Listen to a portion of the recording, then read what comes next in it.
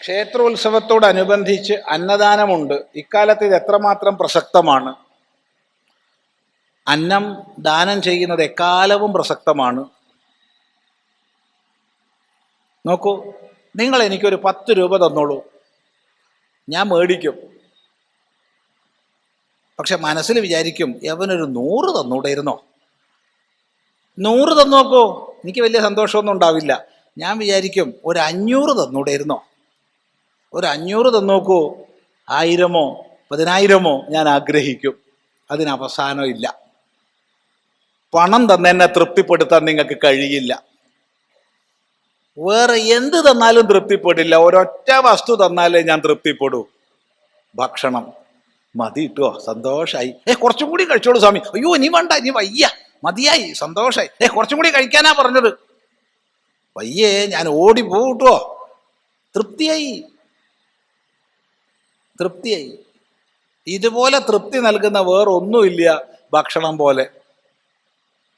അതുകൊണ്ട് സന്തോഷത്തോടു കൂടി അന്നം കൊടുക്കുക, പങ്കുവെക്കുക. പക്ഷേ ഈ അന്നദാനം എന്ന പദം ശരിയാണോ എന്ന് ചിന്തിക്കേണ്ടതാണ്. മിക്ക ക്ഷേത്രങ്ങളിലും അന്നദാനം എന്ന് പറയുന്നുണ്ട്. ദിയതൈതി ദാനം ശരിയാ, നൽകപ്പെടുന്നത് ദാനമാണ്. ആ അർത്ഥത്തിൽ ഭാഷാപരമായി തെറ്റില്ല. എങ്കിലും മിക്കവാറും അതൊരു പ്രസാദ വിതരണം എന്ന് പറയുന്നതാ ശരി. പ്രസാദ വിതരണം, ഭഗവാന് നേദിച്ച പ്രസാദമിത വിതരണം ചെയ്യുന്നു, അല്ലെങ്കിൽ അന്നവിതരണം.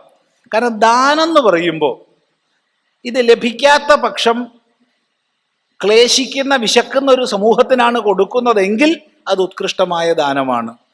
ഇതിപ്പോൾ അതൊന്നുമില്ല. സുഖമായിട്ട് വീട്ടിൽ എല്ലാ വകകളും ഉണ്ട്.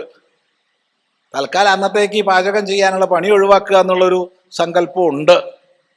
അങ്ങനെ വന്ന് കഴിച്ചാൽ അത് അന്നദാനാവുമോ? അതുകൊണ്ട് ക്ഷേത്ര കമ്മിറ്റിക്കാർ ഒന്ന് ആലോചിക്കുക, പേരൊന്ന് മാറ്റണ്ടേ നമുക്ക്? പ്രസാദ വിതരണം എന്നാക്കാം, ഒരു കുഴപ്പമില്ല. ഇനി ഭാഷാപരമായി തെറ്റില്ല കേട്ടോ. അന്നദാനം എന്ന് പറഞ്ഞാൽ തെറ്റൊന്നുമില്ല. ദീയതൈതി ദാനം, കൊടുക്കപ്പെടുന്നത് ദാനമാണ്.